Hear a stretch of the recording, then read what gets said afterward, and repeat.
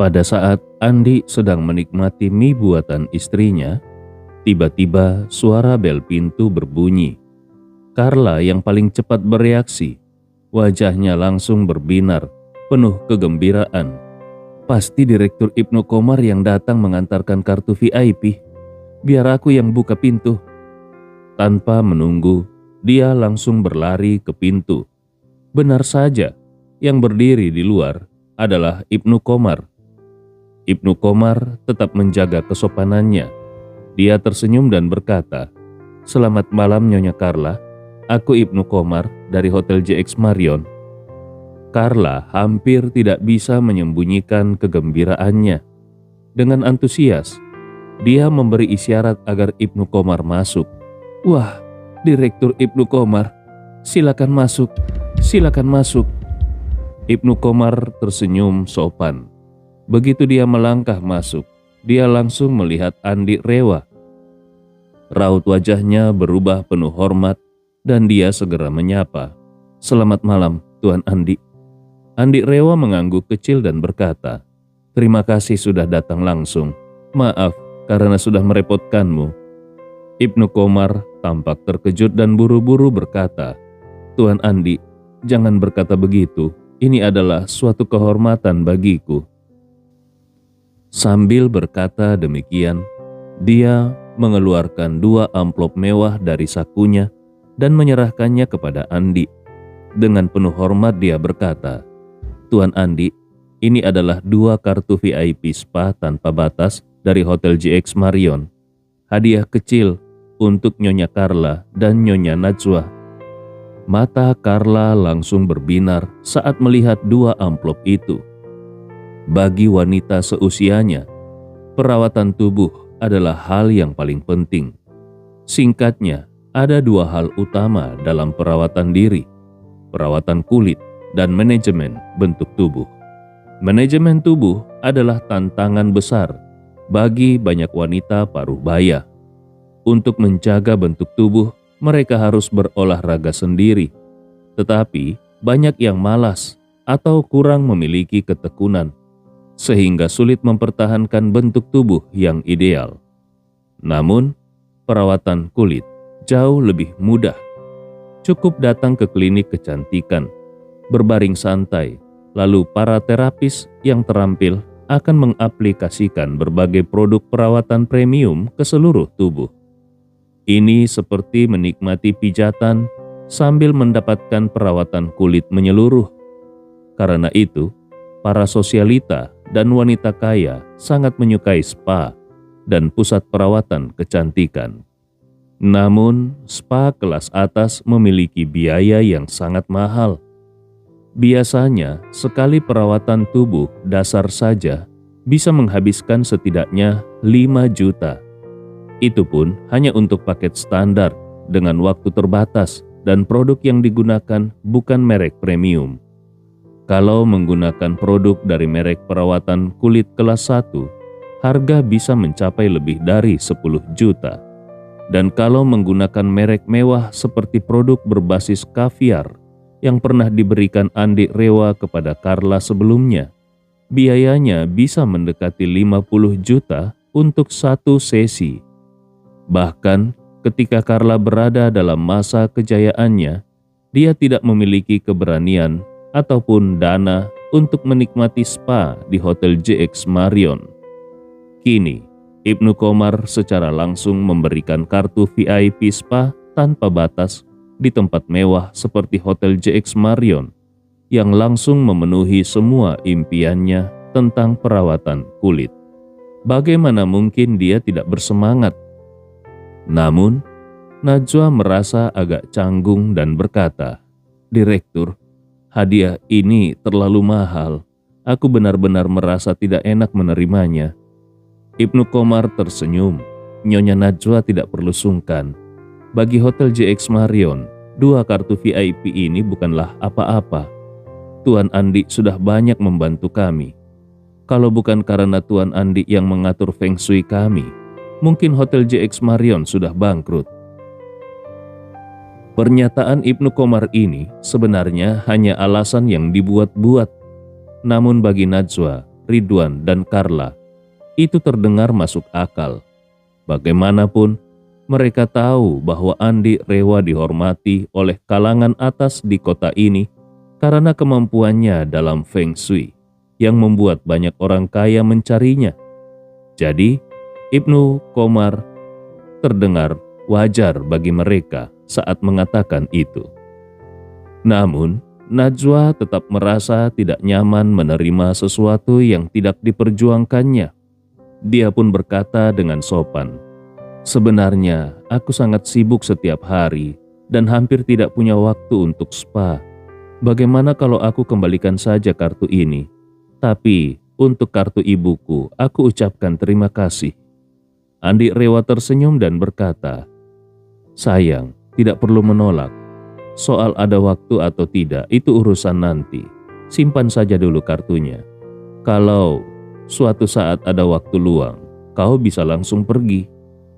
Kemudian dia sengaja berkata kepada Ibnu Komar, "Direktur, lain kali kalau aku membantu Hotel JX Marion dengan urusan Feng Shui lagi, kau tidak perlu memberikan bayaran tambahan."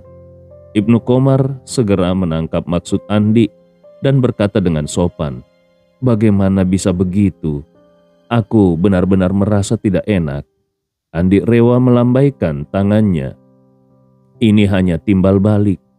Jadi jangan terlalu dipikirkan. Aku menerima kartu ini dan masalah ini tidak perlu dibahas lagi." Ibnu Komar segera mengikuti alur yang diciptakan Andi dan berkata, "Kalau Tuan Andi sudah berkata demikian, aku terima dengan hormat." Saat itu Ridwan yang sejak tadi diam akhirnya berbicara dengan sedikit ragu. Direktur, aku ingin meminta bantuanmu. Entah apakah itu memungkinkan." Ibnu Komar segera berkata, "Silakan Tuan Ridwan, jangan sungkan." Ridwan berdeham 2 kali sebelum berkata, "Begini, Asosiasi Kaligrafi dan Lukisan kami berencana mengadakan pameran seni, tetapi kami belum menemukan tempat yang cocok. Awalnya kami mempertimbangkan pavilion harta karun, tetapi setelah insiden penculikan dan ledakan di sana, banyak orang yang merasa takut. Jadi kami khawatir acara ini tidak akan menarik pengunjung kalau diadakan di sana. Aku ingin tahu apakah Hotel JX Marion memiliki tempat yang bisa kami gunakan?"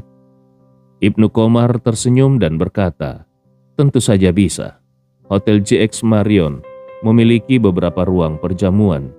Bahkan ada taman di atas gedung.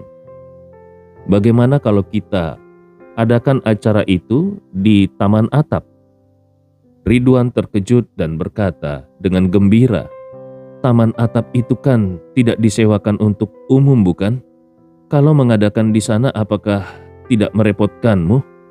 Ibnu Komar tertawa. "Tidak merepotkan sama sekali. Taman atap kami luas, dekorasinya mewah dan sangat cocok untuk acara seni seperti ini.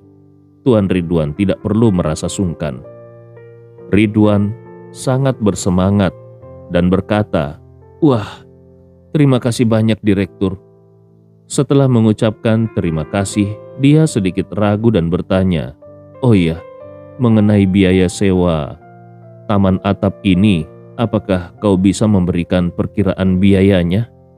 Ibnu Komar tersenyum dan berkata, "Tuan Ridwan, kudengar sekarang kau menjabat sebagai Wakil Ketua Eksekutif Asosiasi Kaligrafi dan Lukisan. Benarkah itu?" Ridwan tersenyum malu. Itu hanya jabatan kosong yang tidak terlalu berarti." Ibnu Komar berkata dengan tulus, "Bisa menduduki posisi itu sudah sangat luar biasa. Tuan Ridwan tidak perlu terlalu merendah." Kemudian dia menambahkan, "Karena Tuan Ridwan adalah Wakil Ketua Eksekutif Asosiasi Kaligrafi dan Lukisan, maka membantumu adalah bagian dari tugasku. Kalau ini sudah menjadi tugasku, tentu aku tidak akan meminta bayaran. Jadi begini, nanti Tuan Ridwan beritahu saja aku tanggal pastinya. Aku akan menyiapkan tempat itu untukmu secara gratis." Ridwan terkejut sekaligus gembira. Direktur, ini benar-benar bantuan untuk kami yang luar biasa. Jujur saja, anggaran asosiasi kami saat ini cukup ketat, jadi kami selalu berusaha memangkas biaya. Ibnu Komar langsung mengeluarkan kartu namanya dan menyerahkannya kepada Ridwan dengan senyum. Di masa depan, kalau asosiasimu membutuhkan tempat untuk acara atau bahkan sponsor, kau bisa langsung menghubungiku. Ridwan merasa sangat tersanjung dan segera mengucapkan terima kasih berulang kali. Astaga, terima kasih banyak Direktur. Saat itu, Ibnu Komar melihat jam tangannya dan berkata, "Oh iya, Tuan Andi, aku masih ada urusan, jadi aku tidak bisa berlama-lama." Andi Rewa mengangguk dan tersenyum. "Baik, aku antar kau keluar." Carla langsung berkata dengan nada menjilat, "Direktur, sekarang kita sudah kenal baik. Kau harus sering-sering berkunjung ke sini nanti." Ibnu Komar dengan sopan menjawab, Tentu. Tuan Andi, Nyonya Carla, tidak perlu repot-repot mengantarku. Aku bisa pergi sendiri." Begitu Ibnu Komar pergi, Carla tidak bisa menahan kegembiraannya dan langsung berkata kepada Andi, "Menantu baik, cepat berikan kartunya kepada ibu." Andi Rewa dengan santai menyerahkan sebuah amplop kepadanya. Carla dengan penuh semangat membukanya dan langsung bersorak kegirangan. Melihat wajahnya yang berseri-seri, Andi hanya bisa menggelengkan kepala tanpa daya. Sepertinya ambisi ibu mertuanya memang hanya sebatas keuntungan kecil seperti ini. Sementara itu, Ziva berbincang dengan keluarga Wijaya hingga larut malam sebelum akhirnya dia kembali ke kamar yang sudah disiapkan untuknya. Begitu berbaring, pikirannya langsung dipenuhi oleh bayangan Andi. Memikirkannya saja sudah cukup untuk membuatnya merasakan debaran penuh harapan layaknya seorang gadis muda yang sedang jatuh cinta. Meskipun ada banyak hubungan rumit antara Andi dan keluarganya, serta situasi Andi sendiri yang unik, Ziva sama sekali tidak merasa putus asa. Bagi dirinya, menemukan kembali Andi saja sudah merupakan separuh dari keberhasilannya. Bagaimanapun, ini adalah kabar baik. Namun, kalau dia ingin benar-benar mencapai tujuannya, perjalanan ke depan mungkin masih panjang. Tapi, itu bukan masalah. Ziva merasa dirinya bisa menunggu dengan sabar, atau bahkan berusaha sedikit demi sedikit untuk meraihnya. Saat pikirannya mulai melayang jauh, tiba-tiba terdengar suara ketukan di pintu. Dia spontan bertanya, "Siapa?" Jos menjawab dari luar, "Ziva, ini aku." Ziva langsung bangun, "Kakak, tunggu sebentar." Setelah itu, dia segera mengenakan jubah tidur dan membukakan pintu. Melihat kakaknya berdiri di luar, dia bertanya dengan rasa ingin tahu, "Kak, ini sudah larut malam, ada apa?" Jos melihat ke sekeliling dengan hati-hati, lalu menurunkan suaranya dan bertanya, "Ziva, bolehkah aku masuk untuk bicara?" Ziva mengangguk, "Tentu saja." Dia mengira kakaknya hanya ingin berbicara dengannya karena peduli. Jadi dia segera memberi jalan dan mempersilakan Jos untuk masuk. Namun yang tidak dia ketahui adalah bahwa selama dia menghilang setelah diselamatkan oleh Andi, kakaknya sudah mengalami perubahan yang sangat besar. Di tengah malam, Jos diam-diam menemui Ziva dengan satu tujuan, mengetahui kebenaran tentang apa yang sebenarnya terjadi pada Ziva dan ibunya, serta siapa yang telah menyelamatkan mereka. Saat makan malam, dia sudah mendengar cerita ibunya tentang orang misterius yang menolong mereka tanpa pernah menampakkan diri. Secara logika, cerita itu memang tidak memiliki celah yang jelas, tetapi Jos tetap merasa ada sesuatu yang tidak benar. Terlebih lagi kakeknya, Chandra Smith. menduga bahwa kejadian ini kemungkinan besar berkaitan dengan pria misterius yang pernah menyelamatkan dirinya dan adiknya di Jepang. Oleh karena itu, dia ingin berbicara secara pribadi dengan Shiva untuk melihat apakah dia bisa menggali lebih banyak informasi dari Shiva. Begitu memasuki kamar Shiva, Josh langsung bertanya dengan penuh perhatian, "Shiva, selama ini kau tidak mengalami kesulitan, bukan?" Shiva tersenyum haru.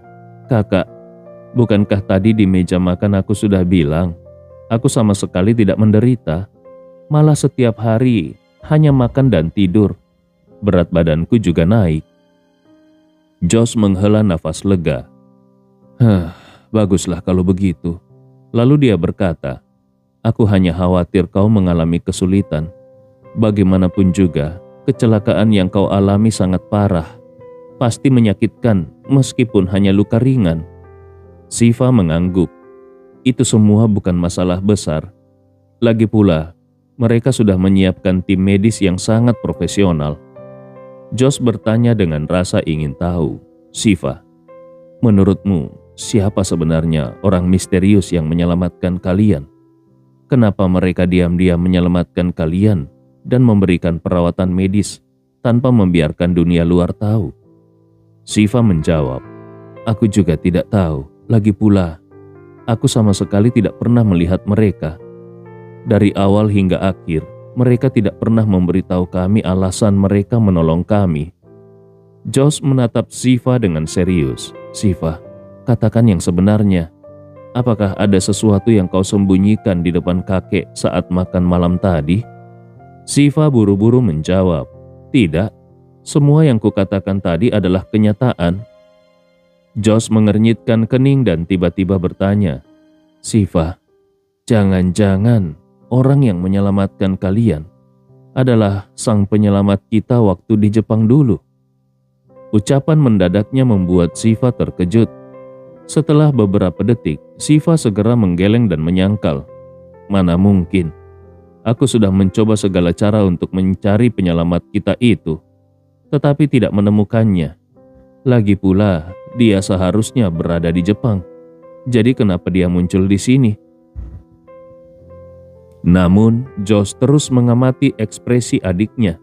Saat dia menyebutkan penyelamat di Jepang, Shiva terlihat jelas terkejut dan cemas. Penyangkalannya juga terasa canggung, seolah-olah ingin menutupi sesuatu. Sebagai kakak yang sudah mengenalnya sejak kecil, Josh hampir bisa memastikan kalau Shiva sedang berbohong. Orang yang menyelamatkan Shiva dan ibunya pasti adalah pria yang menyelamatkan mereka di Kyoto, Jepang. Memikirkan hal ini, Josh tiba-tiba merasa tegang.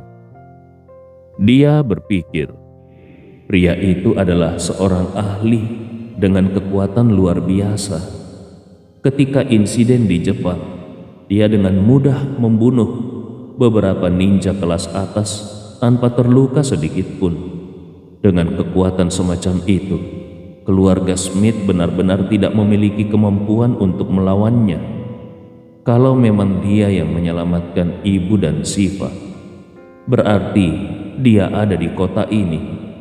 Kalau begitu, hilangnya paman Robin dan ayah pasti juga ada hubungannya dengan dia. Selain dia, siapa lagi yang bisa melakukan hal seperti ini?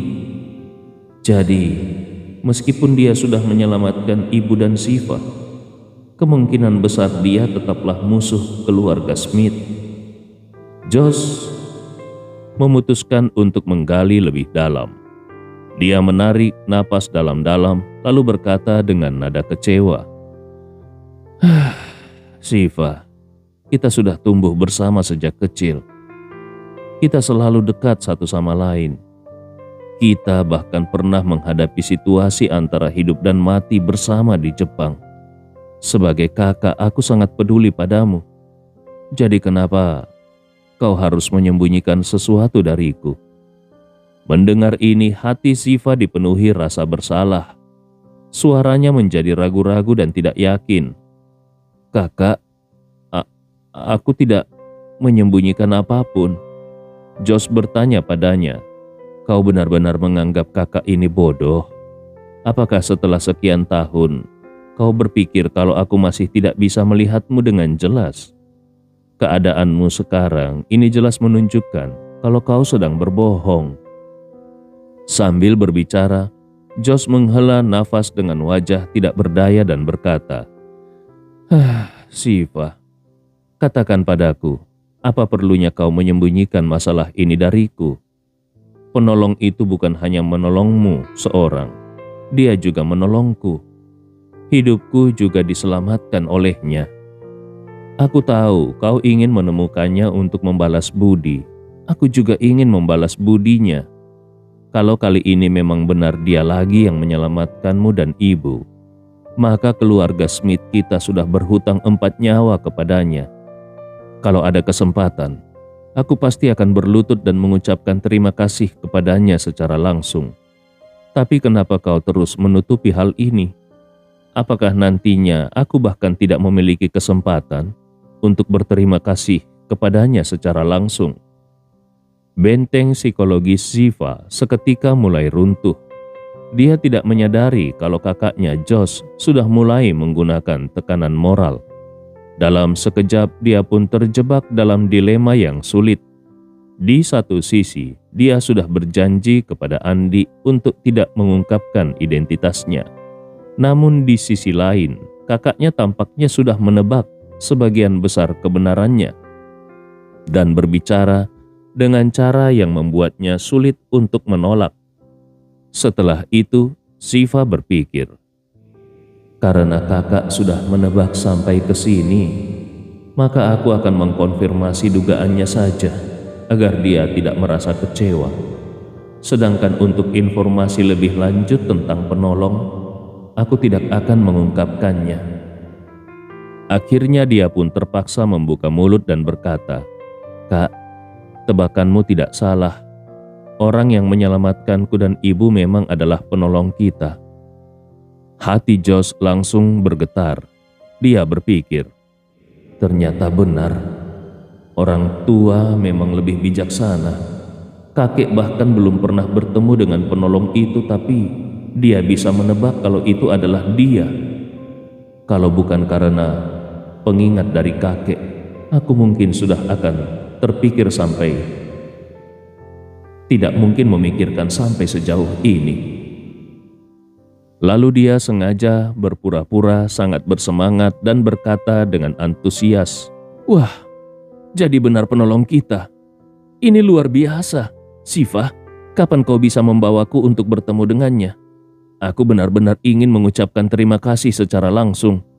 Siva buru-buru berkata, "Kakak, aku juga tidak tahu di mana penolong itu berada." Josh bertanya dengan heran, "Maksudmu apa? Bukankah kau sudah bertemu dengannya?"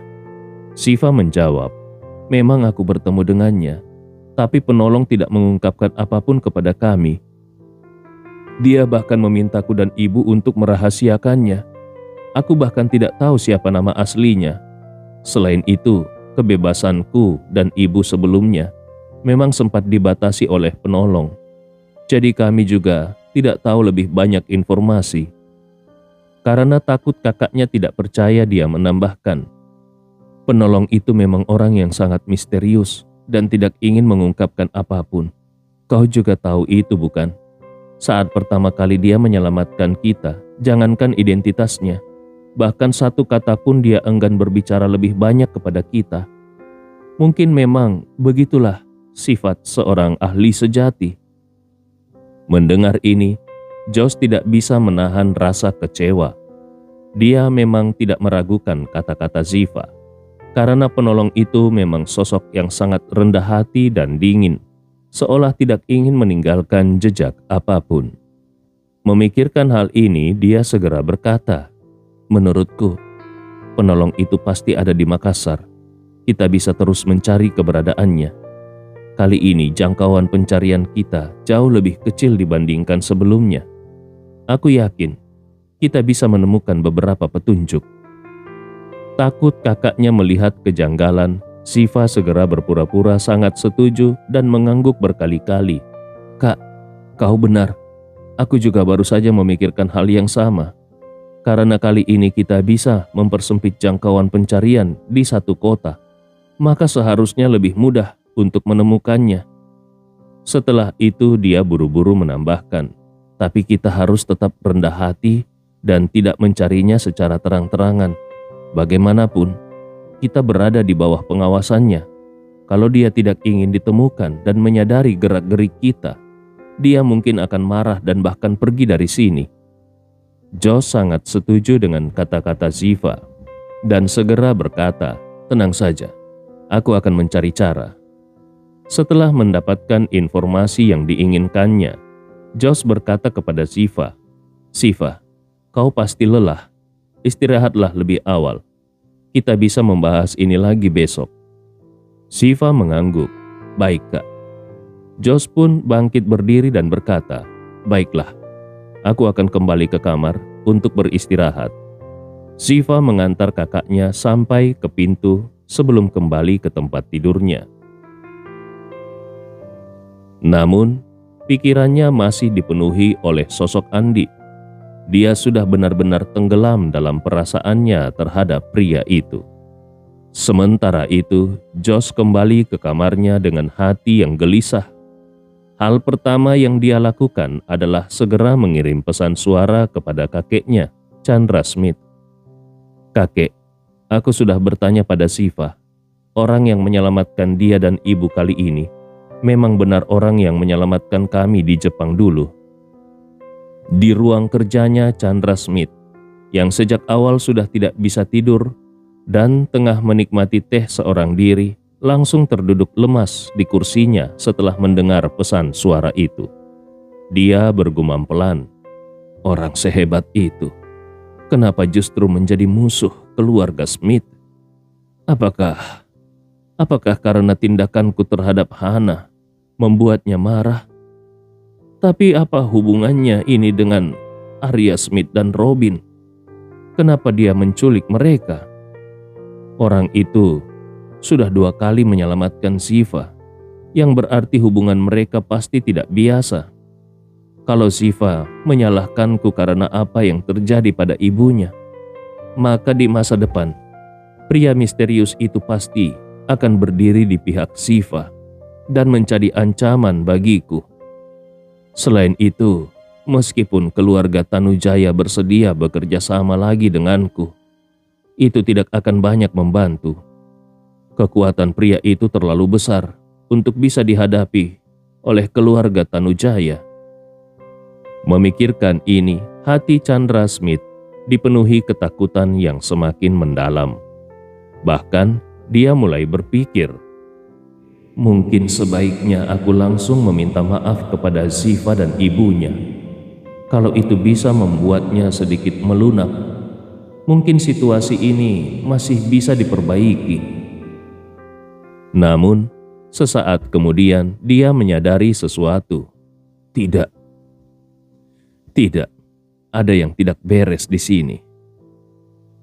Dia kemudian berpikir di dalam hati, "Ziva mungkin membenciku, tapi dia tidak punya alasan untuk membenci ayah kandungnya.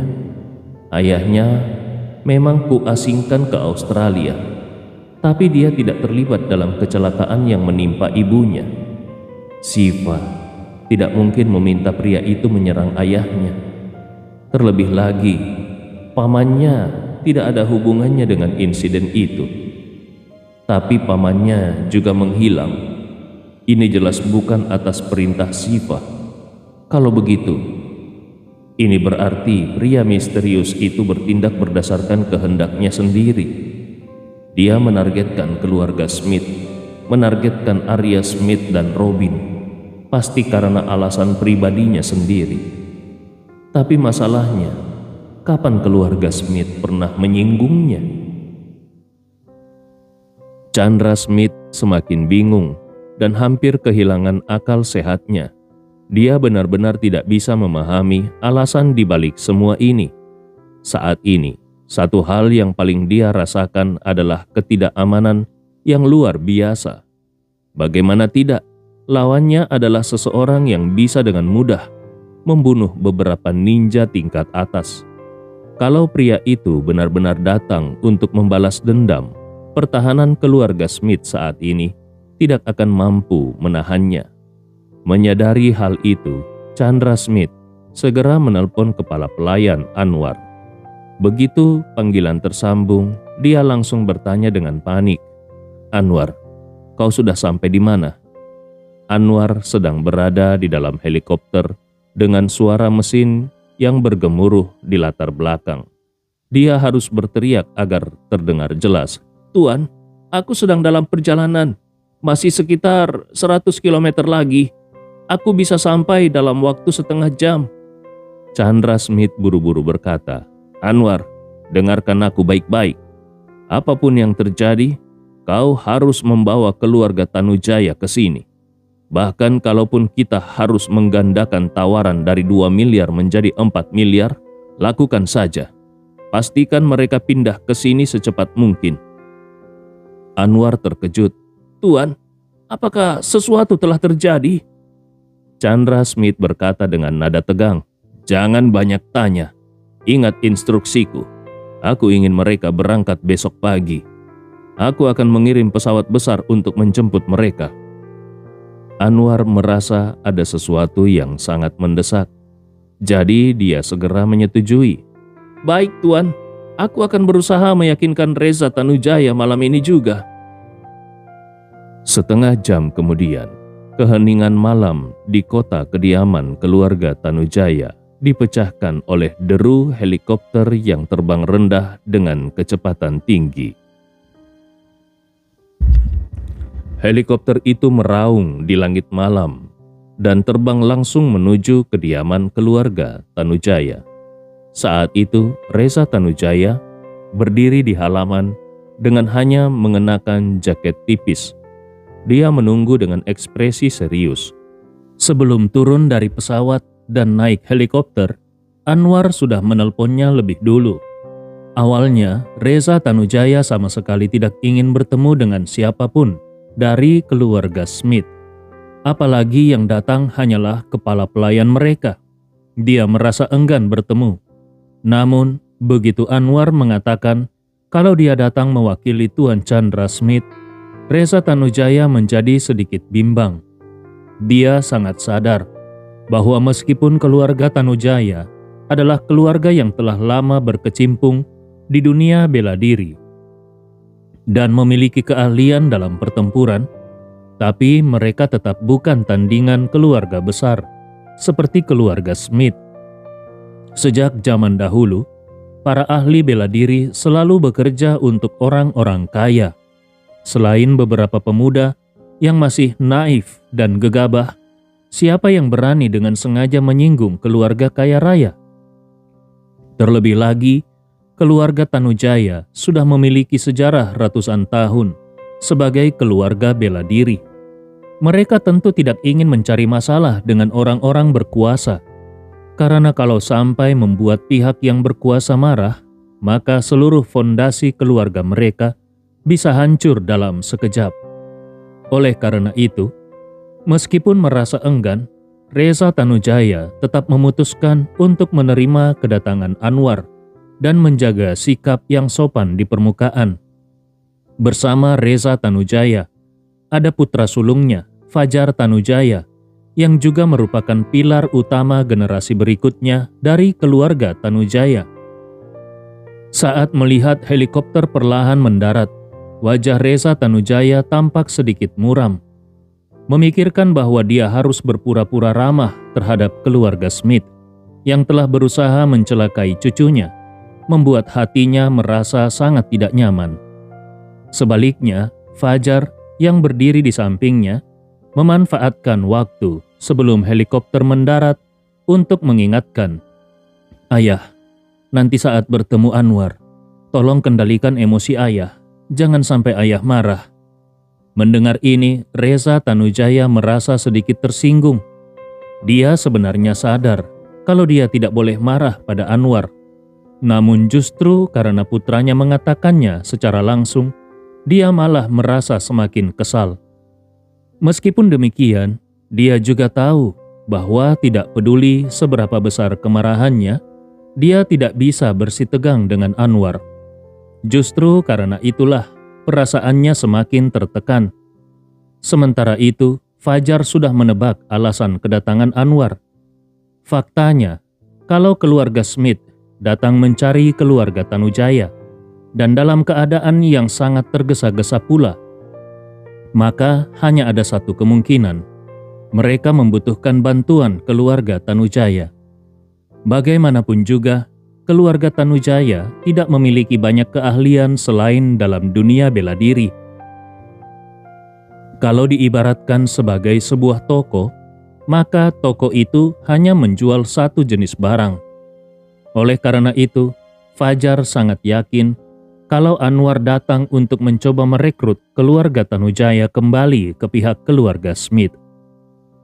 Hal ini sejujurnya sesuai dengan harapannya.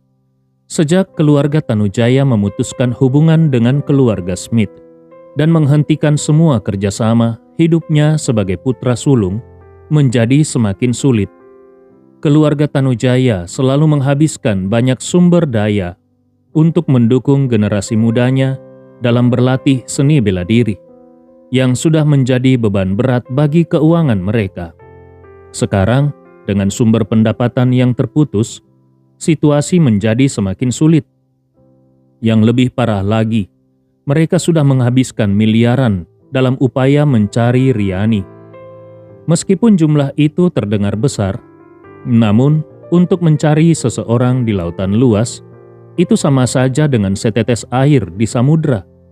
Sejak awal pencarian Riani, Fajar sebenarnya sudah menentangnya. Menurutnya, seluruh dunia tahu kalau Chandra Smith sudah mengkhianati Riani. Kalau dalam situasi seperti itu, keluarga Tanujaya tetap bersikeras mencarinya, bukankah itu sama saja dengan menentang Chandra Smith secara terang-terangan? Pilihan terbaik adalah keluarga Tanujaya tidak mengatakan atau melakukan apapun, sehingga Chandra Smith bisa melihat dengan jelas kalau keluarga Tanujaya tetap berdiri di pihaknya dan bersedia menerima nasib Riani sebagai konsekuensi dari kesetiaan mereka. Dengan begitu, Chandra Smith pasti akan memberi keluarga Tanujaya lebih banyak keuntungan. Riani pun dengan mengorbankan nyawanya, setidaknya bisa memberikan manfaat bagi keluarga. Sayangnya, karena kematian Riani, adiknya yaitu Sinta menjadi sangat marah. Bahkan sang ayah pun memilih untuk memutus hubungan dengan keluarga Smith. Kini semuanya menjadi kacau. Seharusnya kematian Riani bisa ditukar dengan keuntungan. Namun, bukan hanya keluarga Tanujaya gagal mendapatkan apapun, mereka justru kehilangan seluruh sumber pendapatan mereka. Dalam pandangan Fajar, ini benar-benar keputusan yang tidak rasional. Itulah sebabnya dia sangat berharap agar keluarga Tanujaya bisa kembali menjalin kerjasama dengan keluarga Smith. Sementara Fajar dipenuhi harapan, helikopter itu telah mendarat dengan stabil di halaman. Bahkan, sebelum baling-baling berhenti berputar sepenuhnya, Anwar sudah melompat keluar dan berlari ke arah Reza Tanujaya dengan tangan terentang. Begitu sampai, dia langsung meraih tangan Reza Tanujaya dengan hormat dan berkata, "Tuan Reza, sudah lama kita tidak bertemu." Reza Tanujaya hanya bisa tersenyum kaku. "Anwar, sudah lama tidak berjumpa. Bagaimana kabarmu?" Anwar menghela nafas. "Tidak baik, sama sekali tidak baik. Tanpamu, bagaimana aku bisa baik-baik saja?" Setelah itu dia buru-buru menambahkan, "Tuan Chandra Smith secara khusus memintaku menyampaikan salamnya. Dia berkata bahwa dia selalu merasa sangat bersalah dan menyesal atas kejadian sebelumnya. Awalnya beliau ingin datang sendiri, tetapi perjalanan yang jauh terlalu melelahkan baginya. Mengingat usianya yang sudah lanjut, karena itu beliau memintaku datang sebagai perwakilan." Reza Tanujaya hanya bisa menunjukkan ekspresi sedikit tersanjung dan berkata, "Ah, memangnya aku ini siapa? sampai Tuan Chandra Smith masih mengingatku.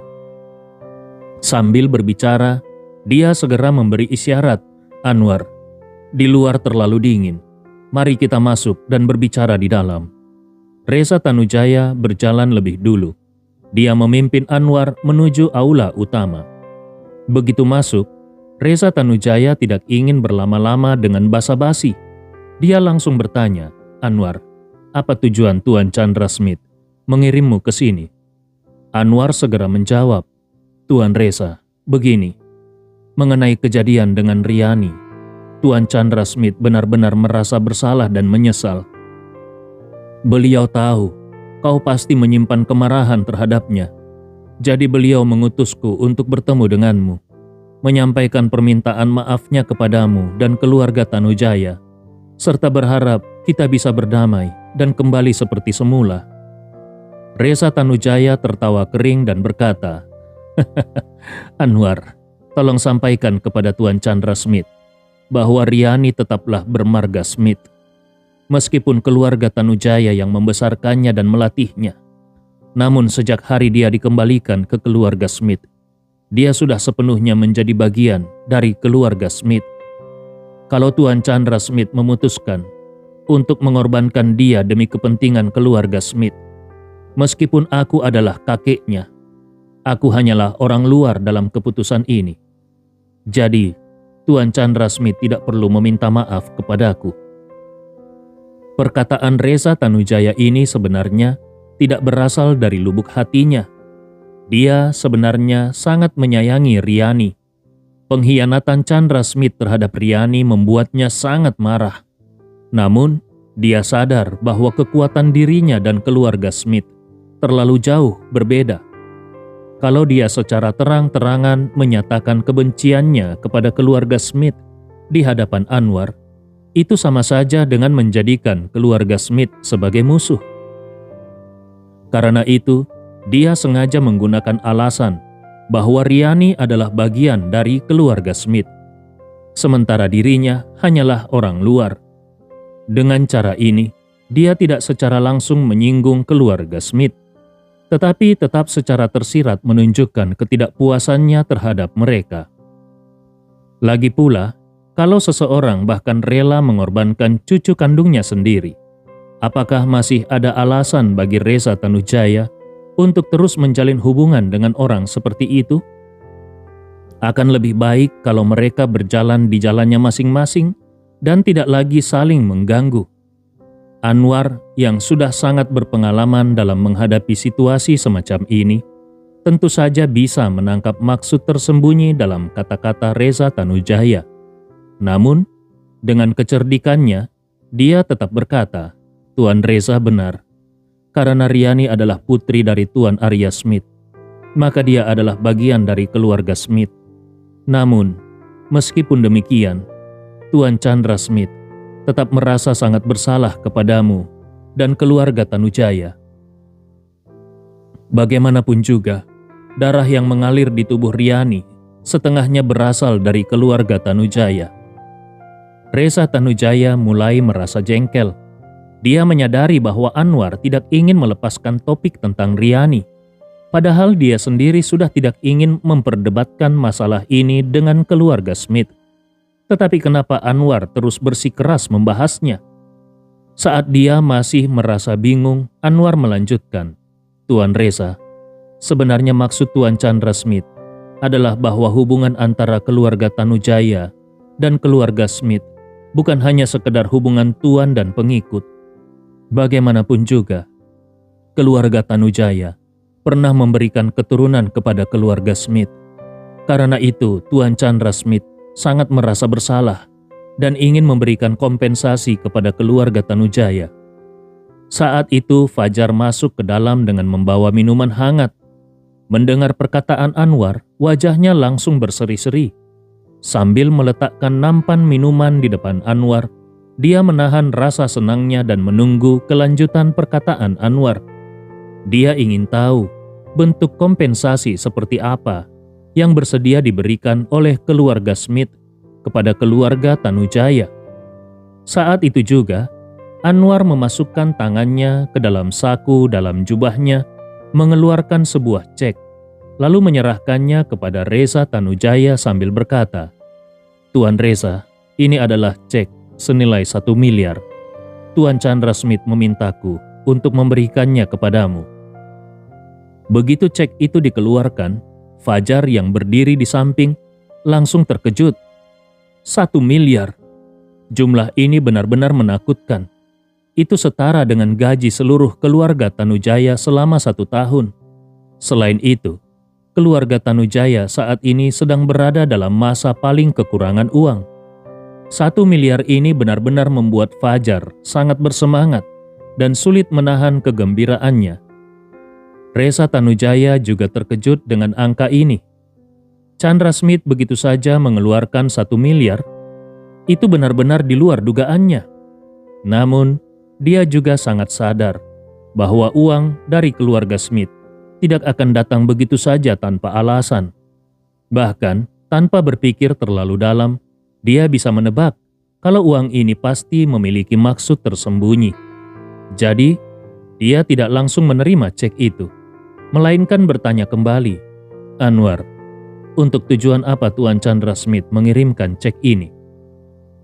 Anwar menjawab dengan serius. Tuan Chandra Smith mengatakan kalau dia merasa sangat bersalah kepada keluarga Tanujaya dan ingin memberikan kompensasi. Selain itu, dia juga berharap bisa kembali menjalin kerjasama seperti sebelumnya dengan keluarga Tanujaya. Oleh karena itu, dia secara khusus menginstruksikan aku untuk menyampaikan pesannya kepadamu. Kalau keluarga Tanujaya bersedia melanjutkan kerjasama dengan keluarga Smith, maka bayaran tahunannya akan langsung dinaikkan menjadi 2 miliar. Namun kalau keluarga Tanujaya tidak tertarik, itu tidak masalah. 1 miliar ini tetap diberikan sebagai kompensasi. Mendengar itu, Reza Tanujaya langsung tercengang. Dia memang sudah menduga kalau keluarga Smith ingin melanjutkan kerjasama. Tetapi dia tidak menyangka kalau Chandra Smith akan menawarkan harga yang begitu tinggi. Kalau mereka setuju untuk kembali ke pangkuan keluarga Smith, mereka bisa langsung mendapatkan 2 miliar per tahun. Itu seperti mendapatkan emas yang jatuh dari langit. Untuk sesaat, Reza Tanujaya terdiam. Sementara Fajar di sampingnya sudah hampir tidak bisa menahan kegembiraannya. Baginya, ini adalah kesempatan emas yang bahkan dalam mimpi pun sulit dibayangkan. Kalau mereka bisa meraih peluang ini, keluarga Tanujaya pasti bisa melonjak ke tingkat yang lebih tinggi. Dengan pendapatan yang begitu besar, masa depan keluarga Tanujaya mungkin bisa menjadi keluarga bela diri nomor 1 di seluruh negeri. Dan dia sendiri juga akan menjadi kepala keluarga generasi berikutnya dari keluarga bela diri nomor 1. Dari sini, baik dirinya maupun keluarga Tanujaya akan mengalami perubahan besar. Bahkan, Reza Tanujaya pun mulai sedikit tergoda. Dia tahu kalau putrinya Sinta pergi ke Makassar untuk menemui tuan muda dari keluarga Rewa. Itu berarti keluarga Rewa juga mungkin tertarik untuk bekerja sama dengan keluarga Tanujaya. Namun dia yakin kalau keluarga Rewa tidak mungkin menawarkan harga setinggi ini, 2 miliar per tahun. Saat itu juga dia menyadari bahwa dalam banyak kasus, prinsip seseorang bisa berubah. Terkadang, seseorang mengira kalau prinsipnya sangat tegas dan sikapnya tidak akan goyah.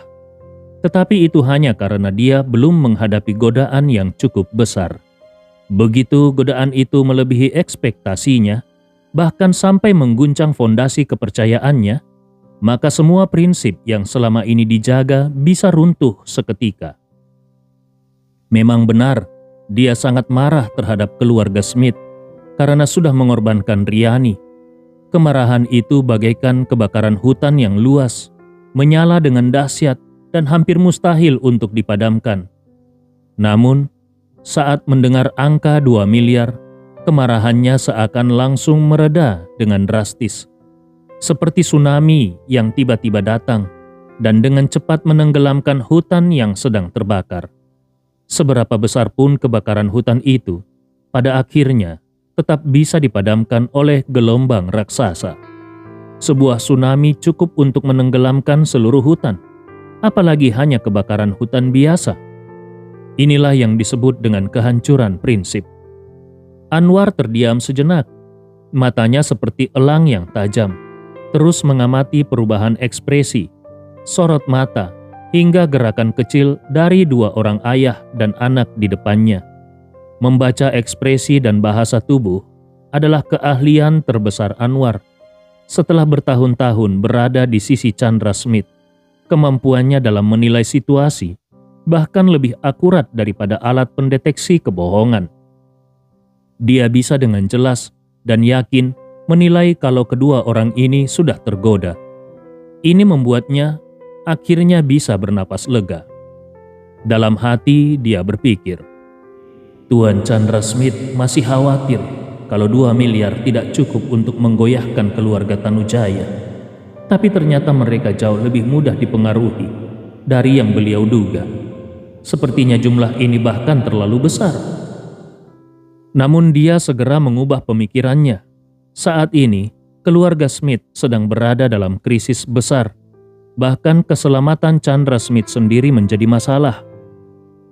Ini bukan waktunya untuk berhemat dan berdebat soal harga. Prioritas utama adalah memastikan keluarga Tanujaya segera bergabung kembali dan mengerahkan seluruh kekuatannya untuk melindungi Chandra Smith. Lagi pula, Chandra Smith pasti memiliki rencana jangka panjang. Harga ini mungkin hanya akan dipertahankan selama 1 atau 2 tahun. Begitu krisis teratasi, beliau pasti tidak akan terus mengeluarkan uang sebanyak ini untuk keluarga Tanujaya. Memikirkan itu, hati Anwar sedikit lebih tenang. Dia kemudian bertanya kepada Reza Tanujaya, "Tuan Reza, bagaimana keputusanmu?" Tenggorokan Reza Tanujaya terasa kering. Dia menelan ludah sebelum berkata, "Sungguh di luar dugaan. Tuan Chandra Smith ternyata sangat menghargai keluarga Tanujaya." Anwar tersenyum. Tentu saja, Tuan Chandra Smith sudah lama menaruh perhatian besar pada keluarga Tanujaya. Lalu dia melambaikan tangannya dan berkata, "Tuan Reza, kita tidak perlu berbasa-basi lagi.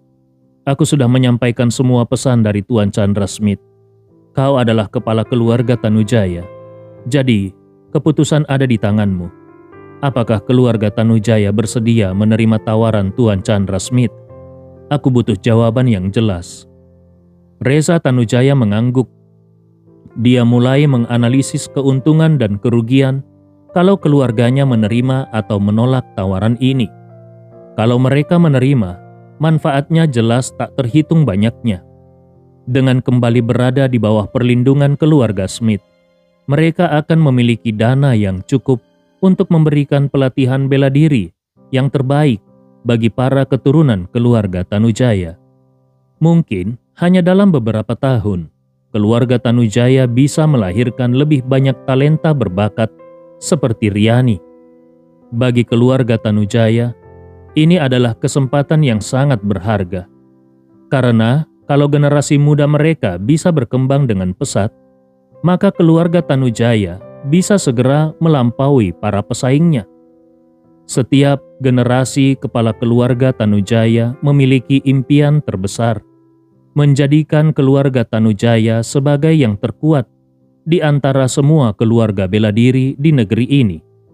Mencapai puncak berarti menjadi yang terbaik, bukan lagi sekedar menjadi salah satu dari 8 keluarga besar, 4 keluarga besar, atau 3 keluarga besar, melainkan menjadi yang terbesar dan terkuat. Tanpa ada tandingannya, itulah manfaat yang akan mereka dapatkan kalau menerima tawaran keluarga Smith. Lalu bagaimana dengan kerugiannya? Reza Tanujaya berpikir keras. Tapi setelah beberapa saat, dia menyadari bahwa satu-satunya hal yang membuatnya ragu adalah perasaan bersalah terhadap putrinya, Sinta, dan cucunya, Riani. Selain itu, tidak ada lagi alasan yang membuatnya enggan menerima tawaran ini. benar-benar tidak ada. Di satu sisi, ini adalah masa depan keluarga Tanujaya selama ratusan tahun ke depan.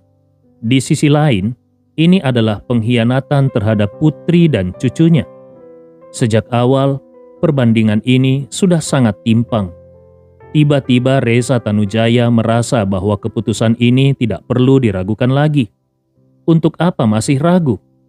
Di sisi lain, Fajar melihat ayahnya belum memberikan jawaban kepada Anwar dan mulai panik hingga berkeringat deras. Hal yang paling dia khawatirkan sekarang adalah kalau ayahnya tiba-tiba berpikir pendek dan menolak tawaran Anwar.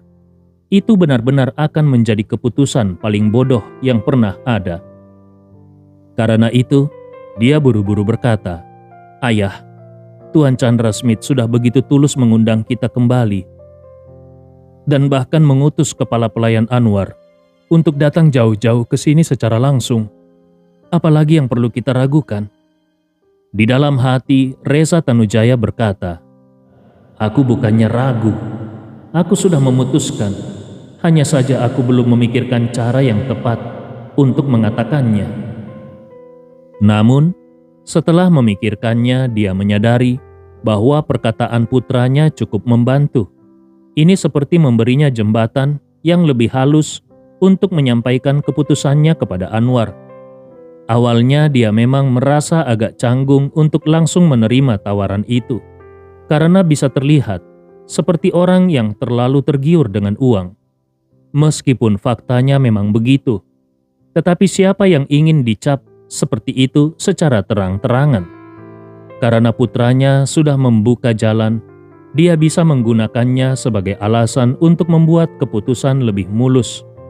Maka dengan penuh kewibawaan, dia mengangguk dan berkata, "Anwar, Fajar benar. Tuan Chandra Smith memang sangat tulus kali ini. Aku benar-benar sulit untuk menolak lagi." Mata Anwar langsung berbinar. Dia segera bertanya, "Jadi, Tuan Reza, kau menerima tawaran ini?" Reza Tanujaya mengangguk pelan dan berkata, "Iya, aku menerimanya." Anwar langsung menepuk pahanya dengan gembira dan berkata, "Luar biasa. Kalau Tuan Chandra Smith mendengar kabar ini, beliau pasti akan sangat senang." Fajar juga tidak bisa menyembunyikan kegembiraannya. Dia langsung bertanya dengan penuh semangat, "Ayah, karena ayah sudah setuju untuk kembali ke keluarga Smith, haruskah kita segera membicarakan langkah selanjutnya dengan Tuan Anwar? Misalnya, kapan kita harus berangkat dan bagaimana mekanisme pembayaran dana berikutnya?" Anwar segera berkata, "Fajar, karena Tuan Reza sudah setuju, aku rasa kita tidak perlu menunda lagi. Aku akan segera melapor kepada Tuan Chandra Smith agar beliau bisa mengatur pesawat dan bus dengan segera. Tuan Reza, kau bisa segera memberitahu seluruh keluarga untuk mulai mengemas barang-barang mereka malam ini. Besok pagi setelah bus datang, kita akan langsung menuju bandara dan terbang ke Sulawesi Utara dengan pesawat pribadi."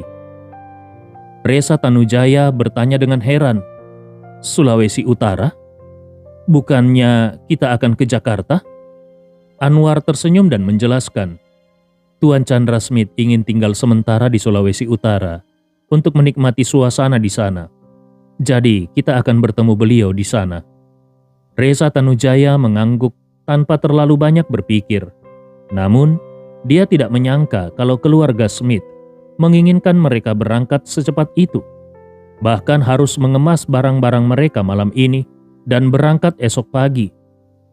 Sementara itu, Fajar tidak bisa menyembunyikan rasa ingin tahunya dan bertanya sambil tersenyum, "Tuan Anwar, bagaimana dengan sisa 1 miliar yang dijanjikan?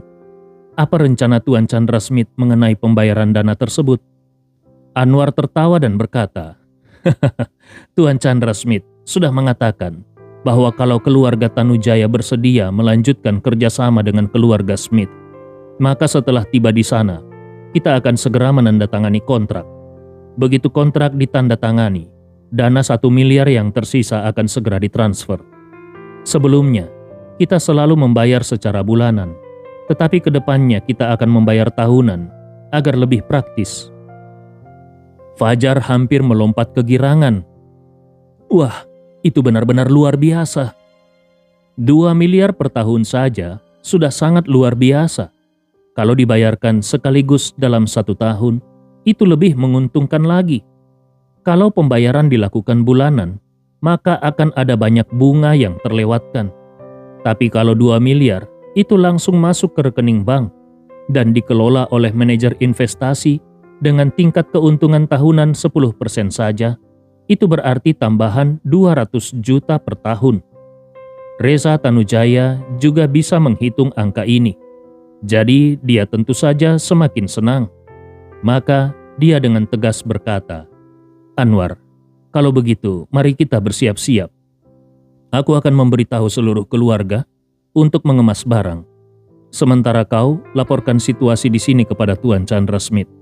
Lalu atur bus dan pesawatnya." Anwar berkata dengan penuh semangat, "Baik, kalau begitu, mohon siapkan sebuah kamar untukku. Aku akan koordinasi urusan ini dari sini." Reza Tanujaya mengangguk dan berkata kepada Fajar, "Fajar, tolong aturkan kamar untuk Tuan Anwar." Fajar tersenyum, tidak masalah. Tuan Anwar, silakan ikut aku."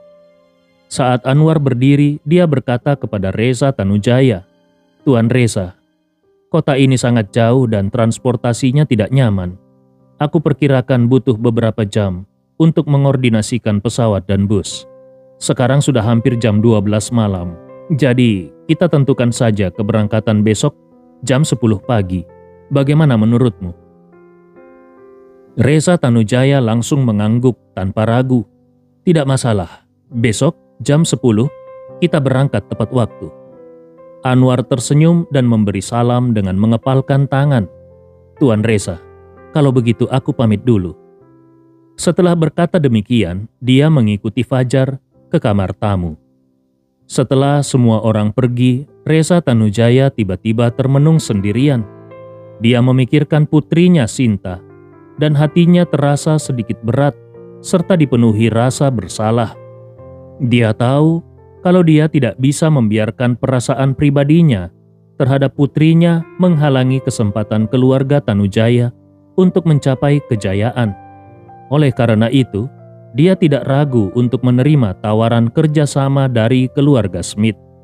Sekarang, satu-satunya kekhawatirannya adalah bagaimana memberitahu Sinta tentang hal ini. Kalau Sinta mengetahui ini, apakah Sinta akan menyalahkannya? Dia menghela napas dan berpikir, Sinta sangat menyayangi Riani lebih dari dirinya sendiri. Kalau dia tahu bahwa aku kembali bekerja sama dengan keluarga Smith, dia pasti tidak akan memaafkanku. Namun, dengan 2 miliar dari keluarga Smith ini, aku bisa memberinya sejumlah uang agar dia bisa terus mencari Riani. Dengan begitu, ini juga bisa menjadi solusi. Dengan cara ini, Sinta tidak perlu pergi ke keluarga Smith. Dia hanya perlu membawa uang mereka dan terus mencari Riani di luar. Bahkan kalaupun dia tidak pernah menemukan Riani, setidaknya dia punya harapan. Setelah berpikir seperti itu, hatinya sedikit lega. Dia melihat jam. Walaupun sudah larut, tapi bagi seorang praktisi bela diri seperti Sinta, ini belum terlalu malam. Jadi dia mengeluarkan ponselnya dan menelpon Sinta. Dia merasa ada beberapa hal yang harus dijelaskan terlebih dahulu. Kalau dia menunggu sampai besok, ketika seluruh keluarga Smith tiba di Sulawesi Utara untuk memberitahu Sinta, pasti Sinta akan semakin membenci keputusan ini. Lebih baik dia lebih dulu menyentuh hati Sinta dengan emosi dan menjelaskan secara logis, lalu menawarkan dukungan finansial. Dengan begitu mungkin Sinta bisa mengerti dan menerima keputusannya. Saat itu, Sinta belum beristirahat. Dia dan putrinya berbaring di tempat tidur hotel sambil terus berbincang tanpa henti. Malam ini suasana hati Sinta sangat baik. Sudah bertahun-tahun dia tidak merasakan kebahagiaan seperti ini. Hari ini benar-benar di luar dugaannya, bahkan sangat mengejutkan. Putrinya masih hidup. telah mengalami peningkatan kekuatan yang luar biasa, bahkan melampaui semua anggota keluarga Tanujaya dalam 100 tahun terakhir. Bahkan dirinya yang selama ini dianggap cacat, ikut mendapatkan kesempatan besar. Selain itu, Andi juga berjanji memberikan 5 saset jamu ajaib dan dana 1 miliar setiap tahun untuk keluarga Tanujaya. Ini adalah peluang terbesar dan paling berharga yang pernah dimiliki keluarga Tanujaya selama ratusan tahun. Awalnya dia ingin segera kembali untuk memberitahu ayahnya kabar baik ini. Namun mengingat sudah lama tidak bertemu dengan putrinya, bahkan hampir mengalami perpisahan hidup dan mati, dia pun memutuskan untuk tinggal di sini malam ini dan menemani Riani. Bagaimanapun, ada terlalu banyak hal yang ingin mereka bicarakan sebagai ibu dan anak. Saat itu, Riani dengan penuh semangat menceritakan kepada ibunya bagaimana Andi menyelamatkannya di tengah laut. Melihat ekspresi penuh antusias putrinya yang mirip seorang gadis muda yang sedang jatuh cinta, Sinta merasa terkejut dan berkata di dalam hati, "Anak muda bernama Andi ini benar-benar luar biasa. Dia berhasil mengubah putriku yang dulu dingin dan pendiam, bahkan nyaris tanpa ekspresi, menjadi gadis yang ceria dan pemalu seperti sekarang. Pesonanya sungguh sulit dibayangkan. Tapi ini hal yang baik bagi Riani. Dia dulu terlalu dingin dan kejam, dilatih oleh keluarga Smith menjadi mesin pembunuh tanpa perasaan. Sekarang, ketika melihatnya kembali menjadi seorang gadis normal, sebagai seorang ibu, aku merasa sangat lega." Tiba-tiba ponsel Sinta berdering. Dia tersenyum dan berkata kepada Riani, "Riani, tolong ambilkan ponsel ibu." Riani segera mengulurkan tangan, mengambil ponsel yang sedang diisi daya di meja samping tempat tidur. Saat melihat layar, dia terkejut dan berkata, "Ibu, ini telepon dari kakek."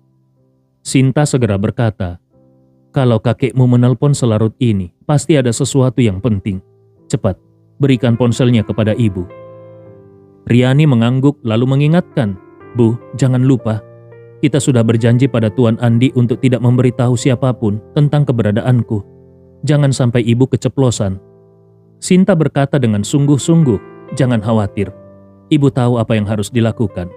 Sekarang kau jangan bicara dulu, agar kakekmu tidak mendengar suaramu." Setelah itu dia baru mengangkat telepon dan langsung bertanya, "Ayah, ada apa menelpon selarut ini?" Resa Tanujaya terdengar sedikit canggung dan berkata, "Sinta, ada sesuatu yang harus ayah sampaikan. Tolong dengarkan dulu dan jangan marah." Sinta segera berkata, "Ayah, silakan katakan."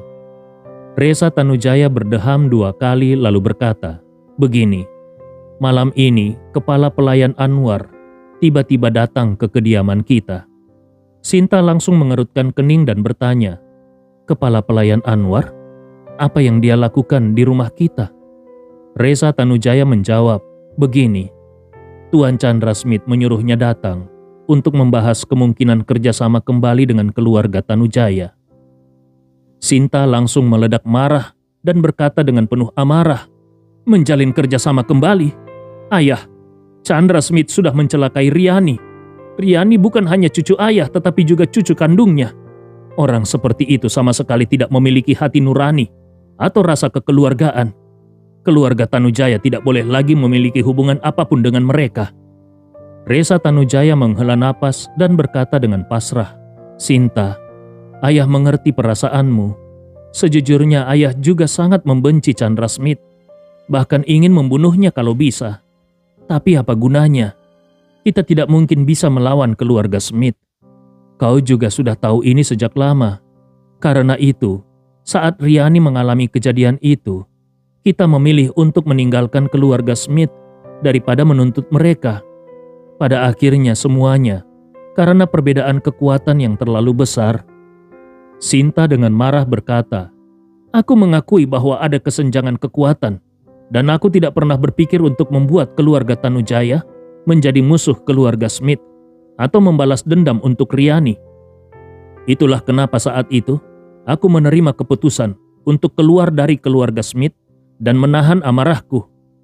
Kemudian dia berkata dengan nada tajam, "Yang tidak bisa kuterima adalah ayah sekarang memilih untuk bekerja sama lagi dengan keluarga Smith. Bukankah ini seperti bersekutu dengan harimau?" Reza Tanujaya menghela nafas dan berkata, "Sinta, tawaran yang mereka berikan kali ini sangat menggiurkan hingga sulit untuk ditolak.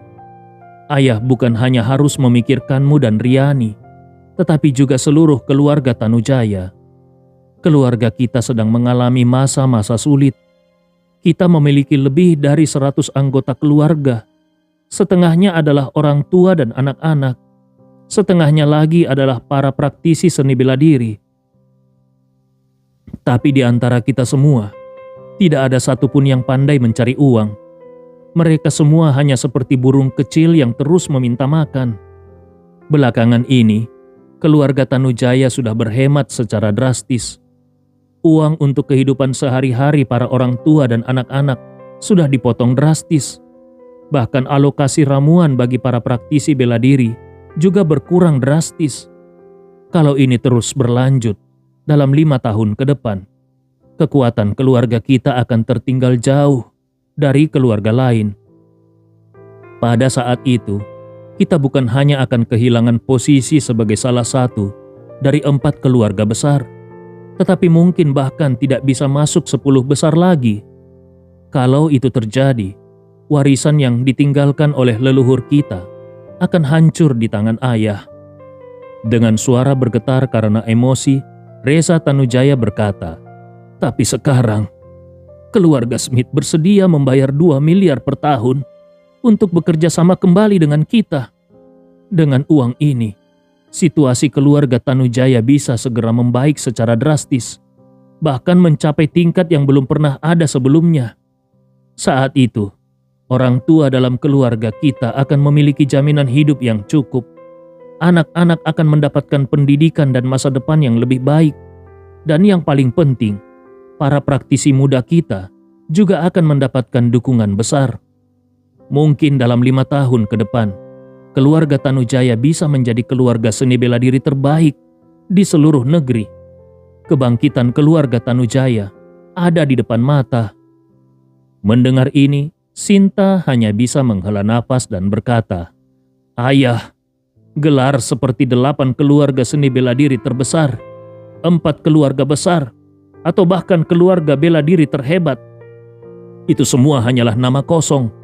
Tidak ada arti nyata di dalamnya." Reza Tanujaya terdengar agak marah dan berkata, "Apa? Sinta, para leluhur keluarga Tanujaya sudah mencurahkan banyak usaha untuk membawa kita ke posisi sebagai salah satu dari 4 keluarga seni bela diri terbesar di negara ini. Dan kau mengatakan itu tidak berarti apa-apa? Apakah kau tidak menghargai warisan leluhur kita?" Dengan serius Sinta berkata, "Ayah, sampai sebelum hari ini, aku juga berpikir bahwa posisi keluarga Tanujaya di antara 4 keluarga seni bela diri terbesar adalah sesuatu yang sangat berharga. Tapi hari ini, aku benar-benar menyadari bahwa kita semua hanyalah katak di dalam tempurung."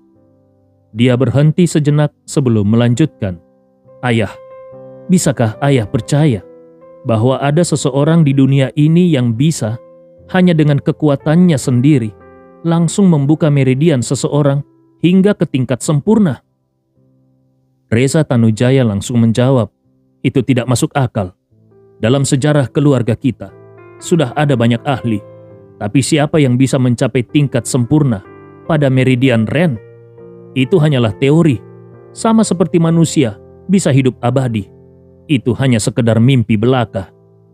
Sinta menghela napas dan berkata, "Itulah kenapa aku mengatakan bahwa kita semua adalah katak di dalam tempurung. Kita selalu berpikir bahwa dunia seni bela diri sangat kuat dan bahwa posisi kita di antara 4 keluarga besar sangat berharga. Tapi di hadapan seorang ahli sejati, bahkan seluruh keluarga Tanujaya mungkin tidak akan mampu melawan satu orang itu. Bahkan mungkin tidak bisa bertahan menghadapi satu serangannya." Reza Tanujaya tidak mengerti Kenapa Sinta berkata seperti itu? Dengan heran dia bertanya, "Sinta, ada apa denganmu? Kenapa tiba-tiba bicara ngawur seperti ini? Kau bilang seluruh keluarga Tanujaya mungkin tidak bisa menandingi satu orang saja. Maksudmu siapa? Jangan bilang itu adalah tuan muda keluarga Rewa." Sinta menjawab dengan serius, "Ayah, aku tidak bicara sembarangan. Dulu kita berpikir bahwa seni bela diri adalah kekuatan tertinggi. Tapi itu kesalahan besar. Kenyataannya di mata mereka yang berada di tingkat lebih tinggi, yang kita sebut sebagai seni bela diri ini, mungkin tidak lebih dari sekedar permainan semut. Sedangkan tentang tuan muda keluarga Rewa, aku tidak bisa menjelaskan terlalu banyak lewat telepon. Tetapi yang bisa kupastikan adalah dia bukan orang biasa. Jalan terbaik bagi keluarga Tanujaya di masa depan adalah bekerja sama dengannya." Reza Tanujaya bertanya, "Lalu, apa tawaran kerjasama yang diberikan oleh tuan muda keluarga Rewa? Apakah dia bisa memberikan kita 2 miliar per tahun, seperti keluarga Smith?" Sinta menjawab, "Tuan muda keluarga Rewa menawarkan 1 miliar per tahun kepada keluarga kita, serta beberapa sumber daya pelatihan yang bahkan tidak bisa dibeli dengan harga 2 miliar. Reza Tanujaya tertawa sinis. 1 miliar? Jumlah sekecil itu? Itu tidak lebih dari sekedar uang receh untuk pengemis. Dan apa yang kau maksud dengan sumber daya pelatihan yang bahkan tidak bisa dibeli dengan 2 miliar? Ramuan apa yang lebih berharga dari 2 miliar? Dengan penuh keyakinan, Sinta berkata, "Benar, menurut perkiraanku, obat-obatan ini setidaknya bernilai puluhan miliar. Bahkan bisa jadi lebih mahal lagi." Reza Tanujaya segera bertanya, "Obat-obatan apa itu?" Sinta menjawab, 5 saset ramuan jamu dengan efek yang luar biasa. Reza Tanujaya terdiam sesaat sebelum tertawa sinis. 5 saset ramuan jamu? Kau yakin? Maksudmu saset? Bukan 5 gerbong kereta penuh dengan ramuan? Dengan serius Sinta menjawab, "Iya, benar-benar hanya 5 saset. Dan efeknya sangat luar biasa. Jauh melebihi imajinasi kita." Reza Tanujaya tertawa getir. "Aku benar-benar tidak bisa membayangkan. Ada jamu yang bisa begitu ajaib hingga bernilai 400 juta per saset. Kau tahu berapa banyak ramuan langka yang bisa dibeli dengan 2 miliar? Mungkin 5 gerbong kereta penuh memang berlebihan. Tapi setidaknya 1 gerbong penuh bisa kita dapatkan. Itu ribuan ton ramuan langka. Kita bisa membuat banyak sekali serbuk penambah energi dan ramuan perangsang tubuh. Cukup untuk seluruh generasi muda keluarga Tanujaya menggunakannya sepuasnya. Bahkan kalau mau, bisa kita makan sebagai makanan pokok setiap hari." Sinta menggelengkan kepala. Meskipun serbuk penambah energi dan ramuan perangsang tubuh kita dikonsumsi setiap hari, tapi apa gunanya? Meskipun dikonsumsi selama 10 tahun, itu mungkin masih tidak bisa menandingi efek dari 1 saset jamu ini. Dengan nada sedikit marah, Reza Tanujaya berkata, "Sinta, aku tahu kau tidak senang keluarga Tanujaya kembali bekerja sama dengan keluarga Smith. Tapi jangan biarkan emosi pribadimu mengabaikan pencapaian luar biasa para leluhur kita. Serbuk penambah energi dan ramuan perangsang tubuh adalah salah satu keunggulan inti keluarga Tanujaya hingga saat ini. Tanpa keduanya, aku tidak mungkin bisa membuka 3 jalur meridianku. Tanpa keduanya, keluarga Tanujaya tidak mungkin mencapai posisi saat ini." Sinta buru-buru menjawab, "Ayah, aku tidak asal bicara. Saat ayah melihat sendiri jamu ini, ayah pasti akan mengerti." Namun, Reza Tanujaya tetap tidak percaya dan hanya menghela napas, lalu berkata, "Sinta, aku sudah memikirkannya dengan matang. Saat keluarga Smith membayar 2 miliar, aku akan mengeluarkan 200 juta untuk membantumu mencari Riani. Dengan begitu, peluangmu menemukannya akan lebih besar. Bagaimana menurutmu?" Sinta bertanya dengan nada putus asa, "Ayah, jadi ayah sudah setuju dengan Tuan Anwar?" Reza Tanujaya mengangguk, "Ya, Aku sudah menyetujuinya. Nanti, aku akan mengumumkan keputusan ini kepada keluarga Tanujaya. Besok pagi pukul 10, aku akan berangkat ke Sulawesi Utara. Sinta tahu, banyak hal tidak bisa dia jelaskan lewat telepon. Bahkan kalaupun dia menjelaskannya, ayahnya belum tentu percaya.